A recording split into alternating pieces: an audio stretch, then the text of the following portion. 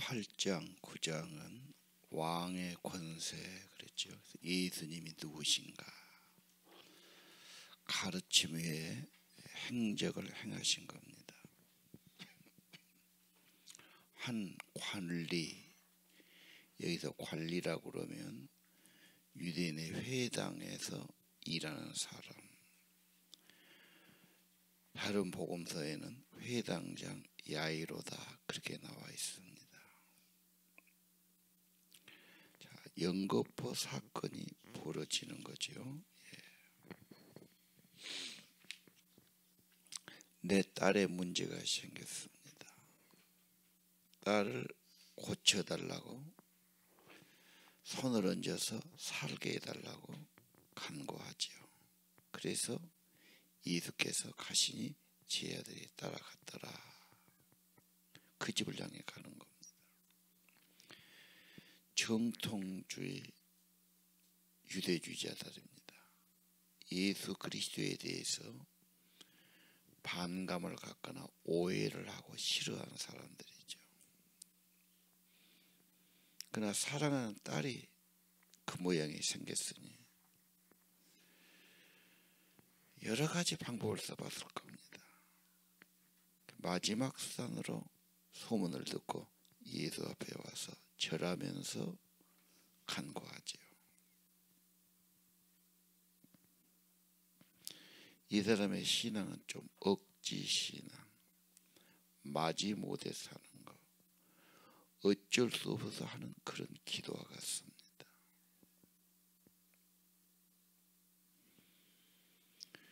자, 넘어가면은 23절에 예수님께서 그 집에 들어가 보니 이미 죽었죠. 죽으니까 뭐가 있죠? 피리 부는 사람들, 떠드는 무리들. 당시의 습관 보면 누가 죽거나 가장 슬픈 일이 생기면 겉옷을 찢었다. 아까운 옷을 찢습니다. 그래서 슬픔을 표현하고 애곡하는 자가 있습니다. 그래서 그 슬픔을 맞춰주기 위해서 그 우는 일을 전문적으로 하는 겁니다. 애곡하는 자. 또 하나가 피리 부는 자지요. 피리 소리가 좀 처량하지 않습니까? 그래서 그 비극의 분위기를 그렇게 맞춰주는 겁니다. 자, 이미 죽었다 그런 뜻이고 피리 부는 자가 와서 피리를 불고 있었다. 입장을 바꿔서 내 자식이 그런다고 그럴 때 가장 인생의 아픔이 되지요.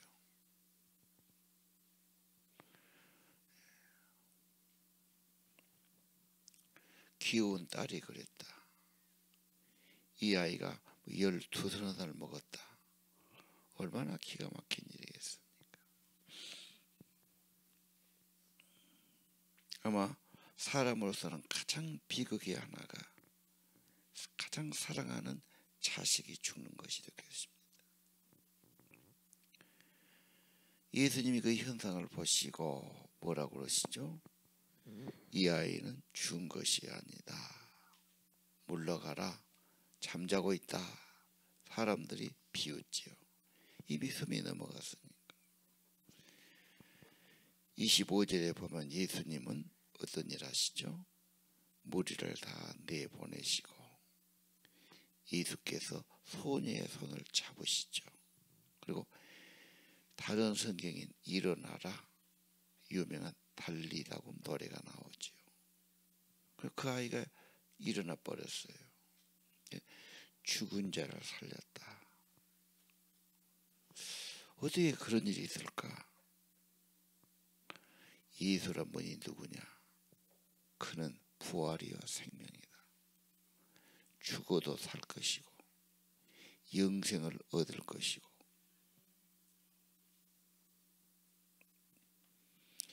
인생은 다 죽고 멸망으로 빠집니다. 하나님의 위대한 구원자 예수란 분이 죽음을 이기시고 영생도 주시고 부활도 주시고 그렇죠. 죽어도 다시 살리시고. 그래서 우리는 예수를 믿어야 된다. 그는 영생이시다. 죽어도 산다. 그는 살리는 분이다.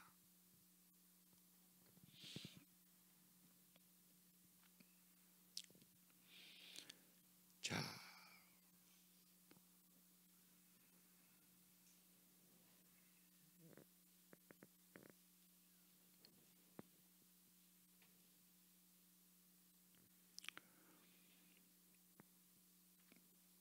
그 동안에 또 일이 벌어지죠. 20절 12해 동안 혈루증 여자 입장에서는 하혈하는 병이 부끄러운 겁니다. 어디다 말하기도 그렇지요. 그리고 피를 흘린 것은 부정하다고 얘기한 겁니다. 계속 피가 멈추지 않으니까 얼마나 빈혈도 있고 얼굴도 창백하고 힘도 없고요. 이 여자도 보면은 어디 가서 다 치료받아 본 겁니다. 돈도 많이 허비하고 다 했는데 효과가 없었어요. 근데 이 여자가 어떻게 하죠? 예수님이 제자와 함께 가는데 말은 못하고 예수님 뒤를 따라가는데 그 겉옷가를 만졌다 돼 있어요. 옷이 좀 우리나라 옷 달라서 좀 너플너플한 그런 옷이죠. 어떤 분은 옷술을 타는데 그 술을 만졌다 이렇게 해석하면 되겠습니다. 일단 옷자락을 만지는 겁니다. 마음에 뭐라고 했냐? 내가 저것만 만져도 구원을 받고 치료받겠다. 다른 성경에 보면 능력이 나오죠. 예수님이 능력이 나와서 저를 낫게 했다. 예수님께서 아시고 돌아보시면서 안심하라. 네 믿음이 너를 구원하였다. 상당히 좀 미신적인 믿음. 유명한 분의 유물이나 손수건에도 능력이 있다. 그런 세상적인 그런 믿음이에요. 예수님께 나오면 억지로 나오든 마지못해 나오든 어쩔 수 없이 나오든 좀 미신적인 요소가 있든 예수 앞에 나오면 죄 사함 받고 구원받는다. 왜? 그는 능력이시니까. 예수님이 기도 많이 하셨는데 누가 보면 더 치료가 많이 나오죠. 병 고치는 능력이 예수와 함께 하더라. 성령 충만히 했어요. 그 능력이 흘러나왔어요. 접촉될 때 지금 병이 떠나가고 건강해진 거죠. 자, 오늘 22절 즉시 구원을 받았다. 바로 피가 먹고 고쳐진 거죠. 이런 사실을 그렇구나 할 수도 있고 정말 묵상하면서 그 능력을 사모하고 주님과 접촉되기를 원하고 주님의 능력이 내게 임하기를 원하고 계속 사모하고요. 예, 능력을 믿어라. 흘러나옴을 믿어라. 여기도 그냥 네 믿음이 너를 낫게 했다. 믿음은 큰 돈 없어도 무식해도 상관없어요. 아니 어린아이가 더 단순할 수 있고요. 단순히 신뢰하는 것, 의지하는 것. 우리 하나님은 믿음을 제일 귀하게 여기시지 않습니까?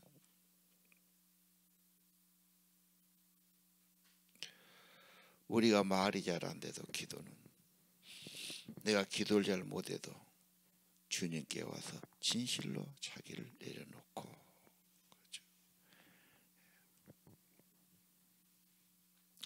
우리 주님의 자비와 은총 어떤 사람이든지 자기 앞에 나오고 자기를 부르는 사람을 외면하지 않는다. 무시하지 않는다. 긍휼과 사랑의 하나님이시다. 그는 대의사시다. 못 고칠 것이 없지요.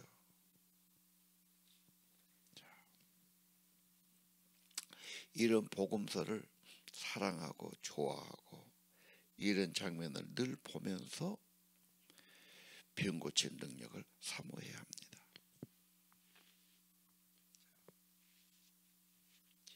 27절 또 예수님의 사역에 두 맹인이 나옵니다. 맹인은 말이 그렇지 정말 약자 중에 약자지. 눈이 안 보이니까 제대로 걸을 수가 없어요. 일을 제대로 하겠어요. 옆에서 봐도 답답할 정도니까요. 그 사람의 평생 소원은 눈만 뜨면 나는 더 이상 바랄 게 없겠다 그럴 거예요. 눈 뜨고 다니는 사람들 감사 모르지요. 행복을 모르지요. 사람은 잃어버리고야 정신 차리고 고마움을 알지요. 소경 두 사람이 있었습니다. 예수님께 소리 지르지요. 우리를 불쌍히 여기소서. 특별히 뭐라고 그러지요? 다윗의 자손, 다윗 같은 왕이 오셔서 원수들을 무찌르시고 번영을 주시고 좋은 나라를 만들어 주시고 새로운 살 길을 만들어 달라는 그런 고백입니다. 그래서 그런 구원자 메시아를 다윗의 시대를 가져올 자라고 봤어요. 하나님이 보내서 그런 세상을 만들어 줄 거다. 소원하고 갈망하니까 계속 소리 들이죠. 28절은 예수님이 어디 들어가니까 거기까지 따라 돌아요. 보통 사람 같으면 귀찮게 하지 말라고 그랬을 거예요. 끝까지 포기하지 않지요. 예수님 물어보시죠. 믿느냐? 주님 그러하오이다. 그렇습니다. 주님의 능력, 주님의 권능을 믿습니다. 눈을 만지시며 네 믿음대로 되라.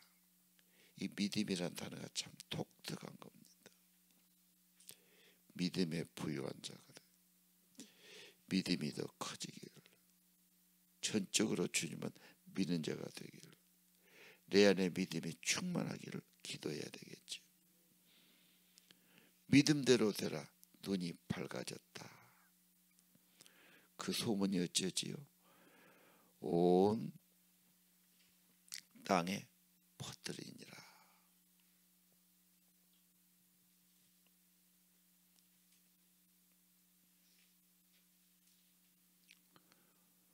그 소문이 나지요. 고치셨다.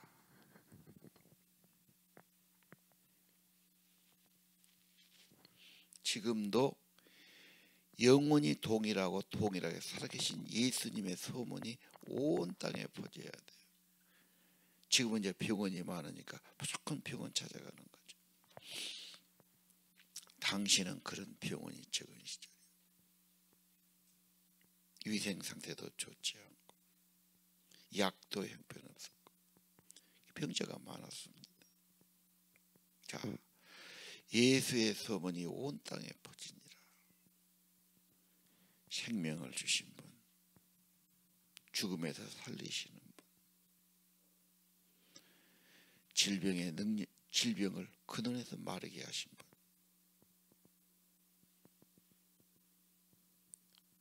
이사야 35장의 말씀처럼 사막에 꽃이 피어나게 하시고 벙어리가 소경이 눈먼 자가 다 열릴 것이다. 회복될 것을 말씀하시죠. 예수님이 그런 분이시다. 그가 오면서 새 생명을 얻고 새 사람이 되고 구원의 역사가 일어나고 하나님의 구원을 볼 것이다. 이사야서에 그걸 잘 예언하고 있지 않습니까? 자, 32절 쪽으로 또 한 인물이 나타나죠. 귀신이 들리는데 말을 못했다. 누가 데리고 왔어요. 예수님께서 만져주시고 고쳐주시죠. 귀신이 쫓겨나가니까 말을 하게 됐다. 이야, 이런 일 처음보다 야단났습니다. 치유의 부분, 축사, 사간, 사기가 쫓겨난 겁니다. 여기에 초점 맞춘 사람은 계속 마귀를 쫓고 귀신을 쫓아내죠.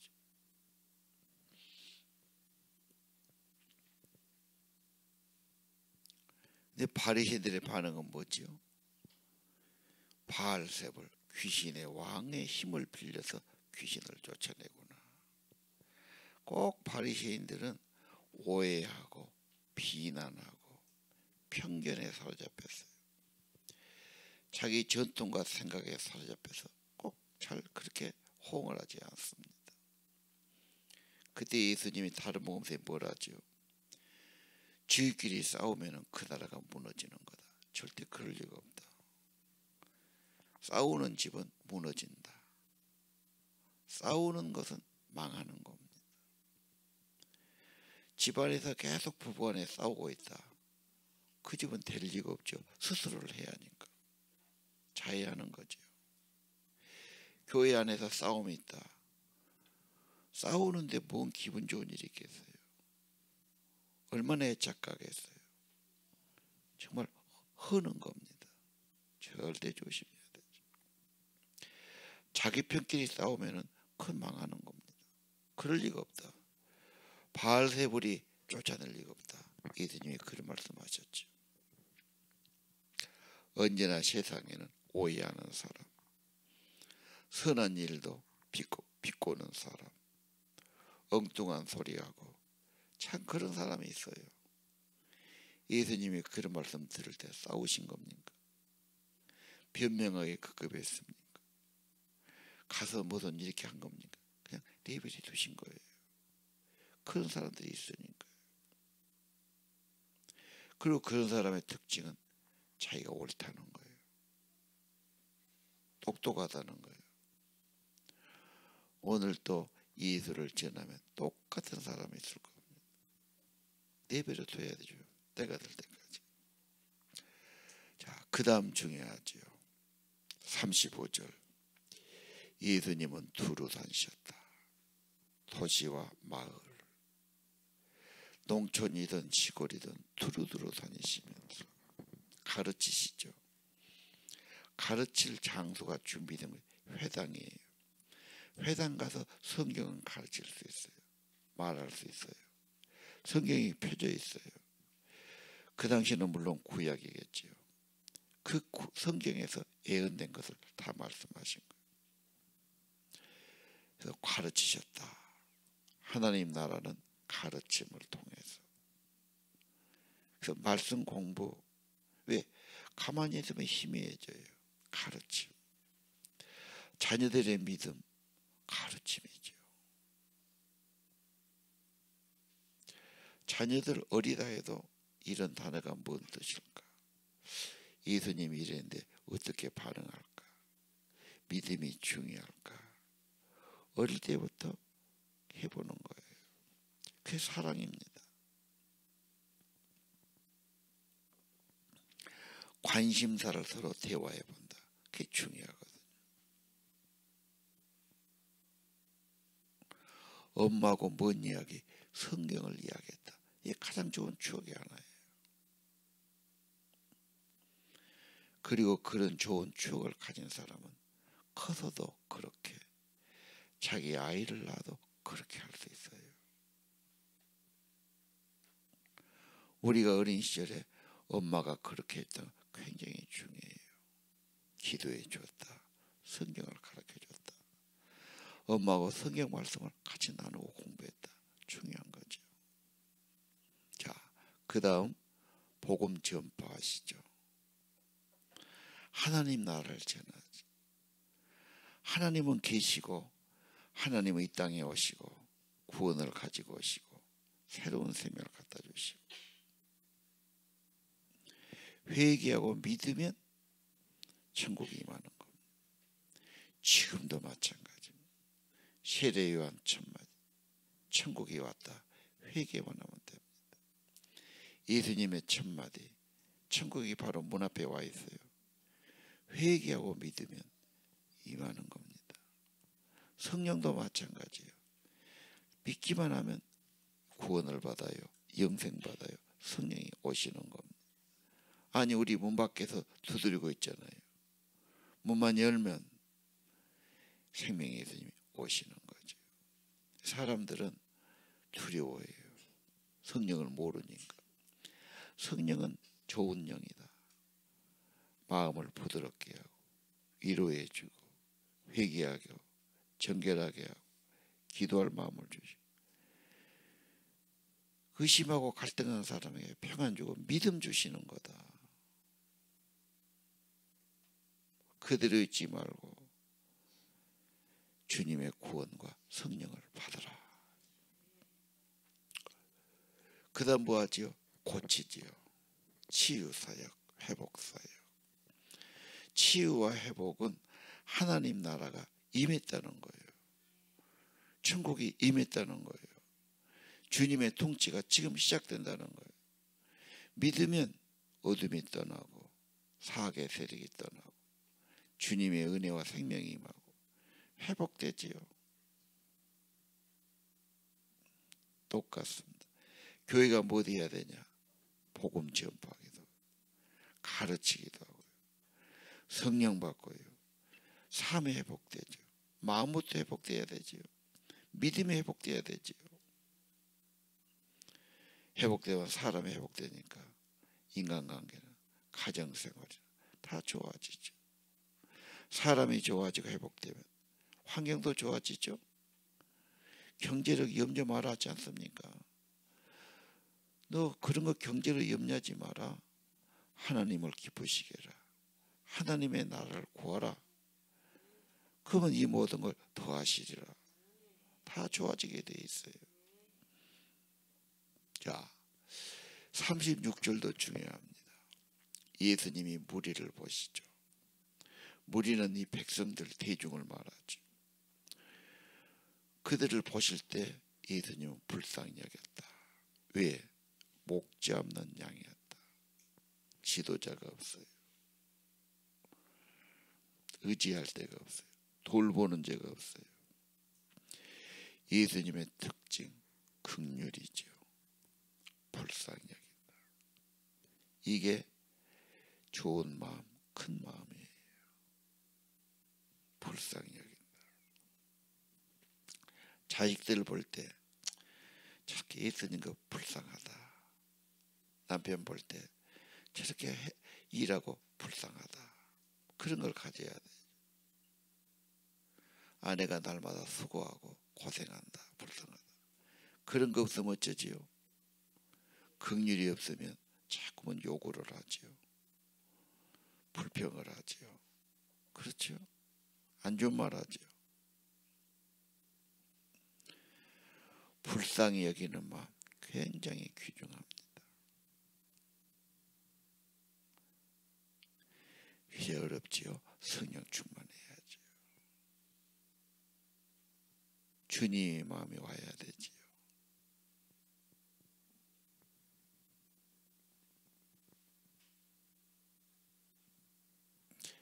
그래서 그 백성을 참된 목자에게로 인도하는 거죠.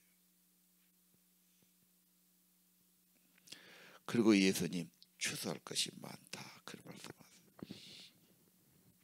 보통 사람은 불쌍한 사람, 가진 것도 없는 사람, 어려운 사람 무시하지요. 귀찮게 생각하기도 하고요. 세금 축낸다고 생각하기도 하고요. 말은 안 하지만 그렇게 돼야 합니다. 그러나 예수님은 그게 아니죠. 추수할 사람으로 보신 거예요. 천국에 알곡이 될 수 있다고 보신 거예요. 천국은 돈 많은 자의 것이 아니에요. 모든 영혼이 가야 돼요. 아니 어려운 분은 거기서 위로받아야 돼요. 평생의 꿈이 천국에서 이루어져야 돼요. 한 영혼을 천하보다 귀하게 여기신 거죠. 천국에 알곡이 돼야 된다. 문제는 알곡을 모아들여야 되죠. 놔두면 땅에서 버려집니다. 썩지요. 그래서 때가 되면 알곡은 추수해서 천국 곳간에 모아들여야 된다.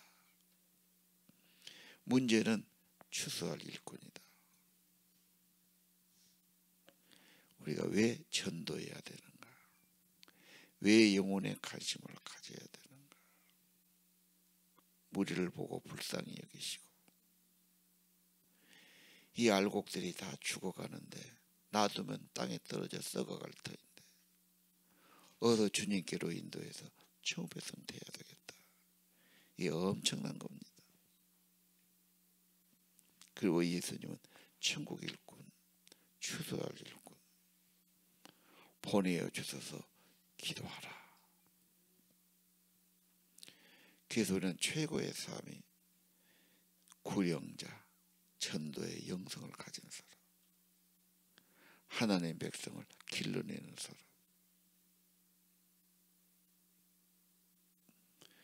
저 세계에 나가서 결국은 영혼 구원이죠. 그것도요. 선교하는 사람, 꿈꾸는 겁니다. 불쌍히 여긴다, 민망히 여긴다. 차마 보지를 못해요. 불쌍해서. 저거 어쩌나. 그 마음이 중요합니다. 그리고 기도하지요. 추수하는 주인에게. 그래서 우리가 그런 일꾼이 돼서 밭을 가는 사람도 있고, 씨를 뿌리는 사람도, 양육하는 사람도 있고, 거둬들이는 사람도 있을 겁니다. 예수님의 말씀, 예수님의 모습, 예수님의 마음.